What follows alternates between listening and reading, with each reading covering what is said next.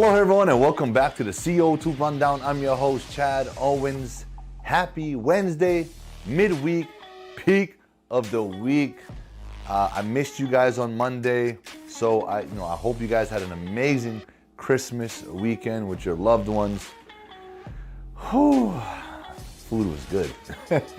Hey, look, we've got another amazing weekend coming up, right? New Year's is right around the corner, so I hope you guys are gearing up for that. You got your New Year's resolutions and all those fun things you guys are looking forward to. But we got to finish 2022 strong. All right, we got a couple more days.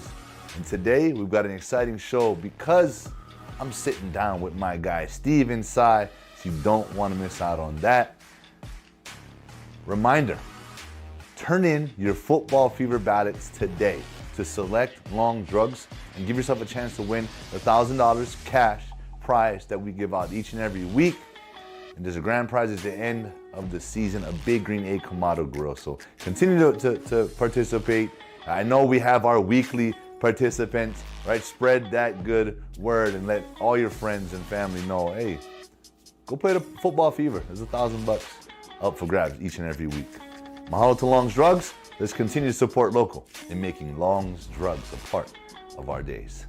Let's dive on in to the CO2 Rundown.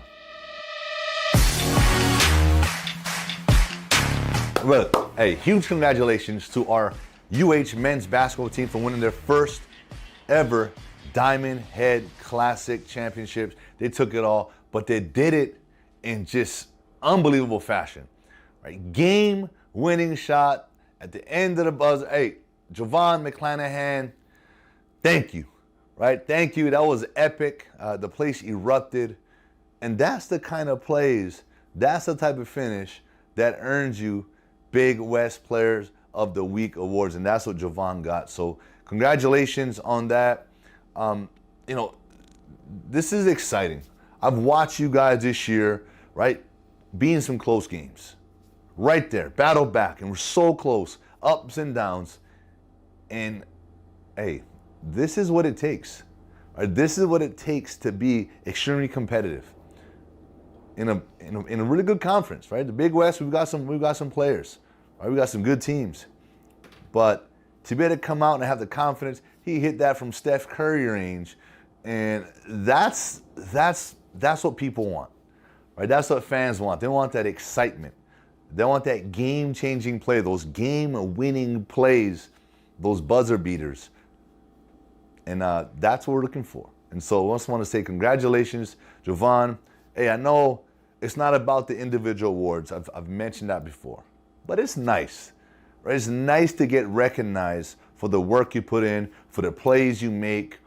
Because let's just be honest, right? A lot of people watch that play, say, wow, that's, lucky. Or no, I know every athlete, basketball, football, it doesn't matter. You practice these things. You're practicing those game-changing plays, those buzzer beaters from that range. You're practicing the runners, right? The runner shots. You're practicing one-handed catches, in football. We practice those things because they do come up in the game, right? You have your fundamentals.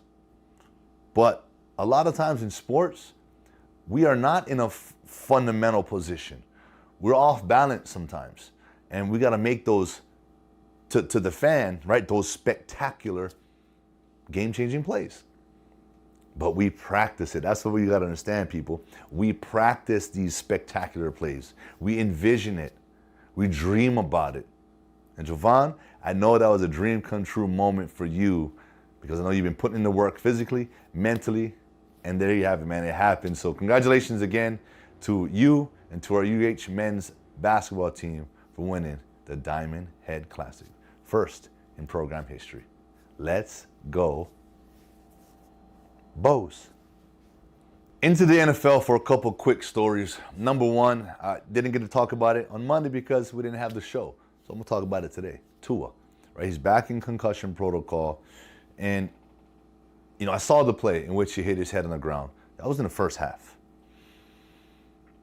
I don't know what the Miami Dolphins are doing right now with their protocols or how that communication has been. But it was evident something was wrong, right? You watch the game, and in that second half, fourth quarter, you just look. All of a sudden, Tua's just off, right, with his targets. That's unlike him because he's one of the most accurate passers in the league. And so you look back, and here he is in concussion protocol, and everyone's like, wait, what? So there needs to be some resolve here. And yeah, you have to think about Tua Tagovailoa, the person, not the player. He's a great player. But the person, the human being, outside the lines, off the field, right? The Dolphins need to really start to think about that guy, right? His future. And, you would hate to see, long-term effects from this. And I get it. I'm a former player. You try to play through things because you just want to be out there, and you want to compete. You want to win championships. You want to get to the next contract. There's so many things that motivate you to push through. But look, they just need to take their time with Tua right now and make sure that everything, is under protocols and the way they're doing it, and that he's 110% healthy and ready to go if he comes back this season, right? If that's allowed. I think there's a lot of people out there saying that he shouldn't play this season. He should give his head a rest. But hey, that's why they got experts. That's why I got these doctors. So Tua, I just know we're praying for you, brother. Stay positive.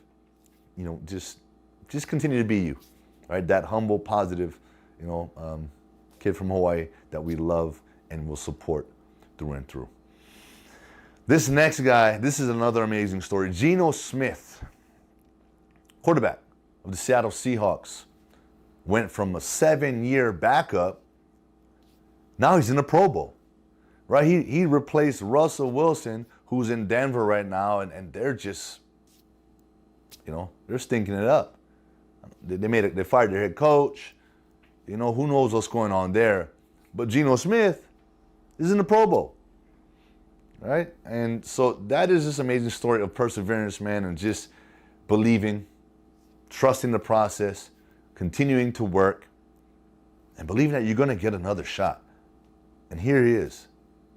He stayed ready, so he didn't have to get ready when his number was called.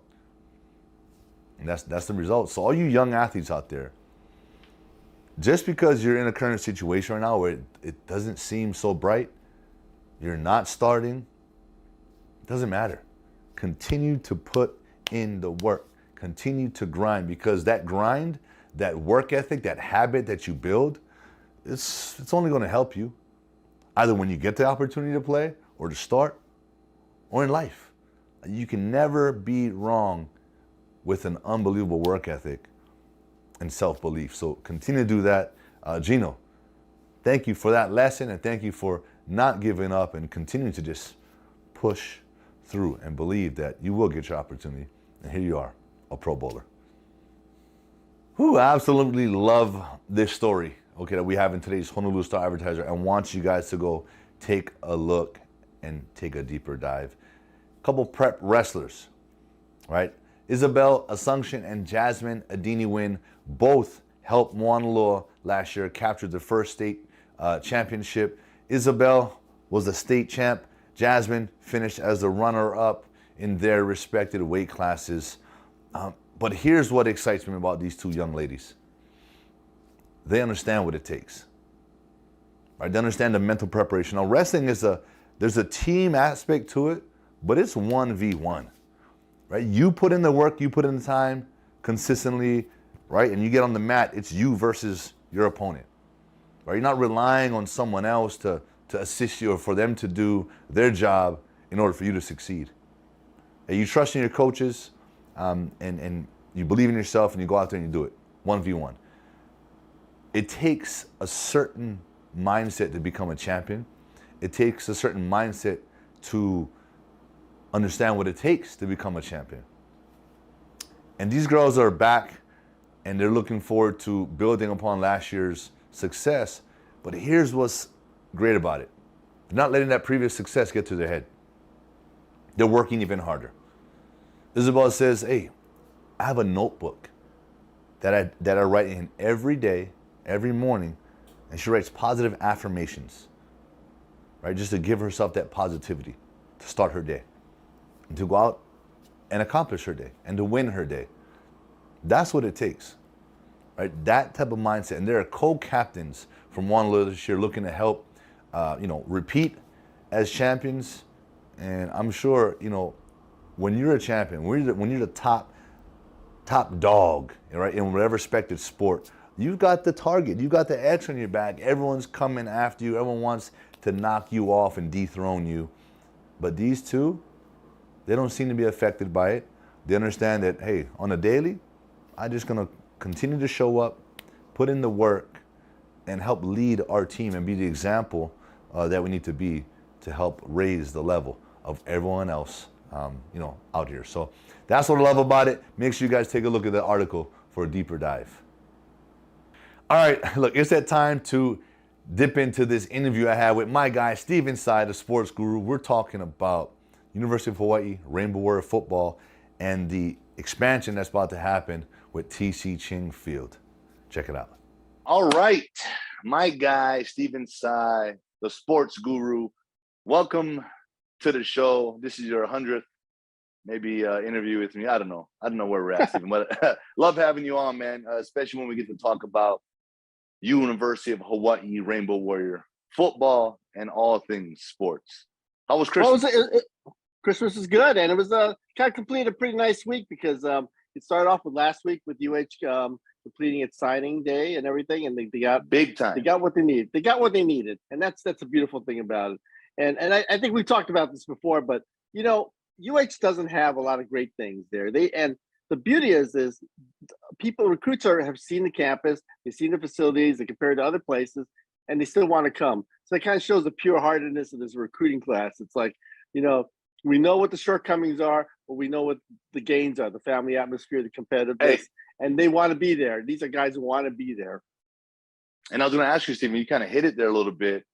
Yeah, we don't have the knock your socks off, the wow facilities, right? We didn't have the best season, but what is it about the University of Hawaii football program that you think attracts these recruits that we're getting? I think a lot of it has to do with just the family atmosphere, the people, and parents. Parents want to send their kids away to places where they can have success, and you can have success at Hawaii. Eventually, they will be successful. And the other thing too is they're sending their kids to a place where they feel they'll be safe and they'll be in a good environment and well fed and taken care of. And the other thing too is you can look at other schools might have like Utah's and Utah State's and all these other places might have really great meeting rooms and even have barbershops in there and all kinds of stuff. But you know what the beauty is? In Hawaii, you're not indoors all the time. You might have a great meeting room and everything, but you get to go outdoors. You get to be in the sun. You get to, enjoy Hawaii and things like that, and the surf and everything. And you know what? After meetings, after school, you're in a great environment, and I think that kind of sells it. And so you might want to love freezing outside in Wyoming, but having great meeting rooms. But hey, eventually you got to get out of the meeting room. Yeah, no, that's it. I think you hit it right there on the head, Stephen. I mean, people will just fall in love with this place. And, if you're thinking about your future, yeah, all these athletes, Stephen, they want to make it to the NFL. That's the end goal. They want to play professionally. And sometimes that weighs on a decision. They may feel, hey, a Power 5 school is going to give me more of a shot. I made it from the University of Hawaii, so I have a different perspective. I have a different view. I said, hey, the cream always rises to the top. If you're meant to be a professional football player, it doesn't matter what school you go to, that may dictate how much looks you get, even to the point where, hey, where you get drafted because of the competition, whatever conference you're in. But if you're meant to be there, you're going to make it. And so you got to start thinking about your future after football, even after your professional career. Hawaii is not a bad place to settle down. You go to college here, you do well, you make a name for yourself. When it's all said and done, when it's time for you to come back, you can set up shop here and have some success. Yeah, you're right. And it kind of shows, kind of shows with you, it kind of shows with Timmy Chang, it just shows a lot of people. People, if you just got to figure out eventually what you want to do in life and where you want to go and where you want to be afterwards. And football is great. Football can be very lucrative and everything, but there is a short time period for it. Some people are fortunate and play great long careers, and other people don't. And the average in the NFL isn't very long. So I mean, that's kind of where they set the retirement mark too, right? Just a little bit above the average, right? So that maybe not everybody gets to get great retirement and everything, but you've got to plan what you can do afterwards. And you know what? People are going to live long, great lives after football. And it's where you want to be afterwards, where you want to make a name for yourself. And you're right. Yeah. It really does help if you want to make a name for yourself in Boise. Hey, and live in Boise, you can go for it. But Right, you want to live in Hawaii, whatever. if you want to live in Hawaii, it's probably better to start planning things for the long term here. Exactly. All right. Now, hey, we talked about that. That's the attraction. That's the long-term play. But let's just be honest, a lot of these guys, it's a short-term play. They want to play football. They want to win conference championships, right? I know that's where the focus of our, Coach Timmy Chang and his staff. They've done a great job over the weekend securing, I believe it was 26 out of the 30. Yeah. That's an amazing, number there, not amazing ratio. Now, you've got an article in today's Honolulu Advertiser about the expansion, right, of the TC Ching. We're going from 9,000. Is it 15,000, Stephen? I think the goal is 17,000. 17,000. Give a little away, right? Let's talk about how that's gonna increase, number one, the fan base, and what is that gonna do for our athletes? What is that gonna do for the program? Let's talk about that. Well, I think the bigger the arena, the more people you get. And I know a lot of people say, well, they're not always filling out the 9,000 seats that they have currently. So that means if you go to 17, you're still only going to get whatever the 8,000 people. But no, more space, more options, better. It just means that there are some restrictions, or there used to be some restrictions because of the space limitation. In the old days, hey, some guys could just buy 12 tickets, but you have to kind of limit it because you have to give everyone a fair shot to buy tickets and things like that. So I think that'll expand, and it'll just be a better atmosphere. The key though is going to be what else is going to do for the University of Hawaii, because to expand you have to move the track team to you have to create another track, and that also impacts where UH is going to practice, and also impacts the soccer team because they want to move the track up to where the soccer and football team practice. It's on the grass field right next to Ching Complex, and so that means perhaps if you got to raise it down, you got to make everything flattened out and everything, but there's a possibility now that you can have soccer matches on campus. And that's just another added thing to the college experience of having more things on campus. And so I think in the long run, I think it's going to benefit the football team having a bigger stadium. It's going to perhaps maybe a little bit attract more fans and get more recruits, and also benefit the soccer team. But the long range plan, it's got to be, these are all just short-term solutions. The long range plans is they have to build that stadium out in the wherever low stadium now, and they've got to build that replacement. And it's not just for football, it's for everything. It's for concerts. Your pal Bruno Mars, he can't come back and play. Where's he gonna play? He can't play at Ching Field. He can't play. He's too big for the Blaisdell. They've got to find venues, and it's not just him. It's just if you're going to be a big time state, you need to have big time events. You need to have things to do, or else you're just living on a rock. Yeah, and we are a big time state. It's Hawaii. Yeah. It's one of the most visited places in the world, and we've got to have different attractions, different reasons for people to come. Yes. So with this rebuild of TC Ching, with this expansion, with this, all this, it's a big investment as well, right? This has definitely got to be pushing, the Aloha Stadium to get that project started, because the longer that takes and the more we start to expand, and hey, we may realize and say, hey, this is a better venue for us. We're just going to outfit TC Ching to an actual 20-something thousand, seat stadium. We're going to turn it into a stadium. That's, probably unlikely, but, the Aloha Stadium rebuild, it's taken way too long, and I know they've gotten back the green light to get that started. And they're talking about it'll be ready for 2027. What is it saying, Stephen? Right. And initially they're looking at 25,000 seats, and that's one of those things you have to project. You know, H3 took about 30 years to build, and it just H3 took about like 30 years to build, and it was just it didn't envision what things are going to look like, you know, in 5 years when you build it.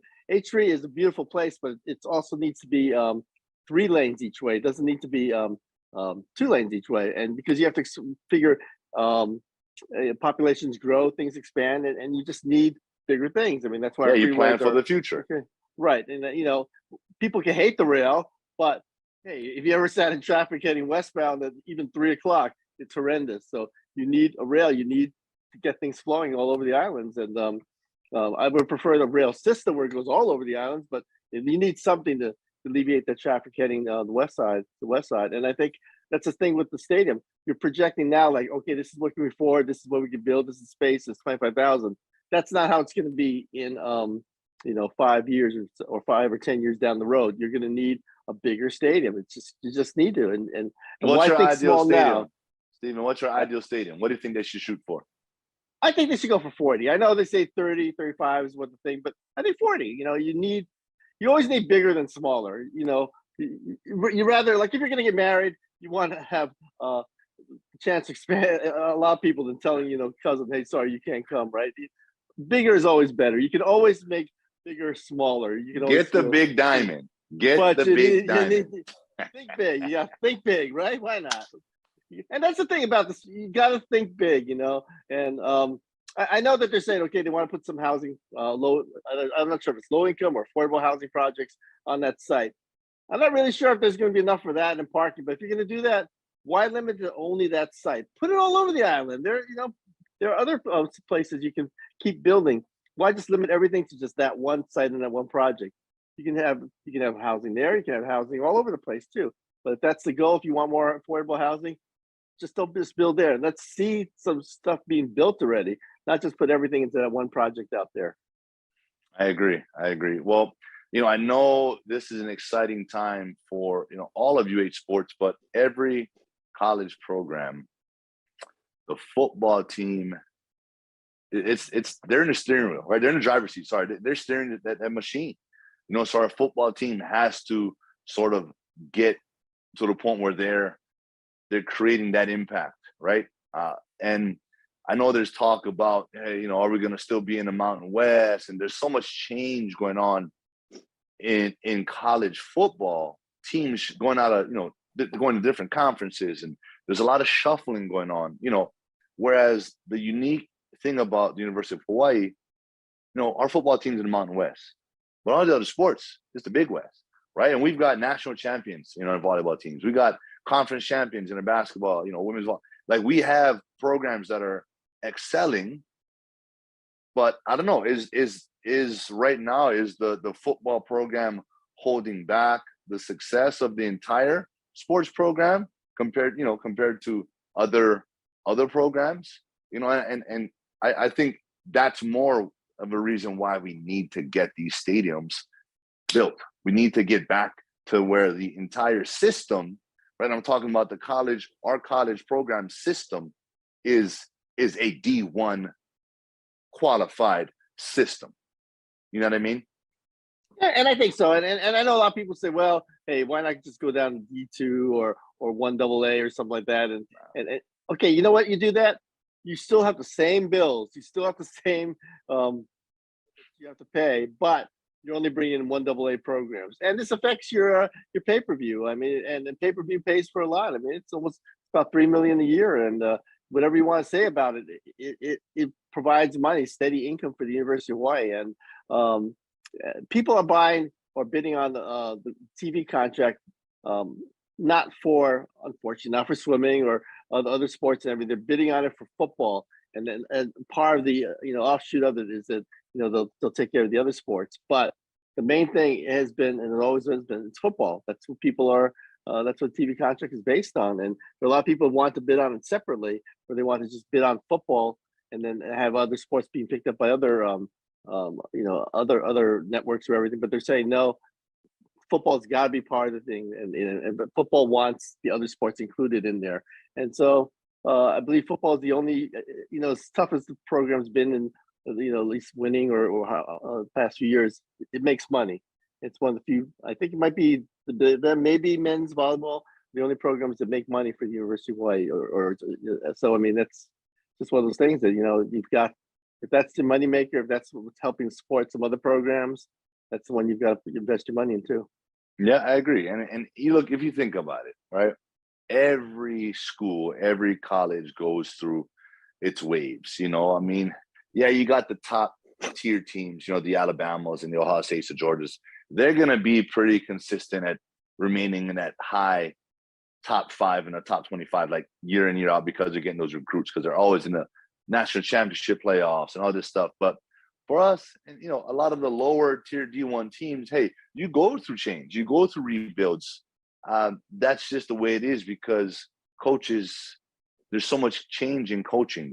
And when there's change in coaching, you're going to have a change in recruiting. You're going to have a change in offenses and defensive schemes. And so the consistency is not there, right? So, I think with Timmy, the great thing about with Coach Tim and the staff, hey, Timmy's young. He's a guy that could be there for years to come, right? They may want him to be, that long-standing coach. He can be that, that legendary coach. You can imagine the stories of, hey, Timmy Chan came in, it was a rough start, but look at what he's done over the course of 20-some years, and whatever the case may be. So there's these coaches that have that historic link with their programs, and that creates consistency. And I see that, and I think we just got to continue as a fan base, as a community. We just got to continue to back that, believe in that, and support our Rainbow Warrior football team, because I do see success, and I see it coming. The recruits that they've got this last weekend, I think it's going to be a huge asset to the team. It's going to make big improvements. I love the direction where our offense is going. We're going to have an identity, and I believe it's going to be the run and shoot or majority of that. So we're going to have that identity. So I'm looking forward to seeing spring. I'm looking forward to these guys having a year under their belt.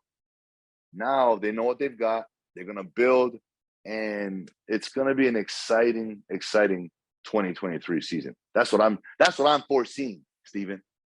And you'll be out there because February 6th, spring ball starts. So spring's coming a little bit earlier this year because the stadium won't be available because of the reconstruction later in the spring. So Hawaii will be out there pretty early, and hopefully they can start putting in what they need to put in.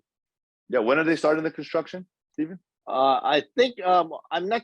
Well, they're starting some of the project next week, but the big parts where it's going to really affect Ching Field, it's probably going to be in April, May. So that's why they have to move everything up, because they can't have the normal spring practice ending in April. They need to move it up earlier because the field won't be available. And because the grass field where they also practice is where they're going to put the track in the new soccer field, that also will be unavailable. So the only place they can practice is Ching Field, and that'll be only for a few months in early January.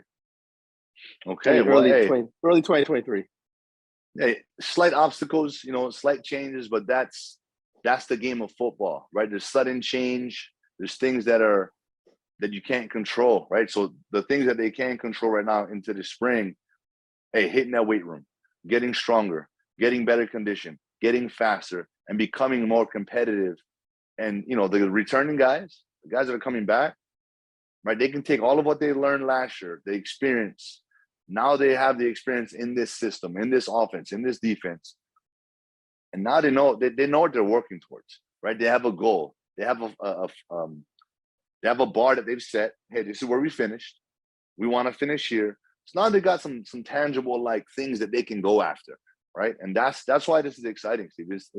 I always loved, going into the off season, whether it was a winning season, made the playoffs, won the championship, did well, didn't do so well. Regardless of that, you're always looking back at those numbers, and that's the push for your off season to do better and to be better. And that's players, coaches, and everyone involved. And that's the great thing about football, is that you can always look back, and it fuels you for that off season to improve. Sounds great. And by the way, if you still need your football fix in the spring, hey, the XFL is coming, and June Jones is calling the plays in Seattle. Oh man, I don't know, Steven. I mean, that's something now.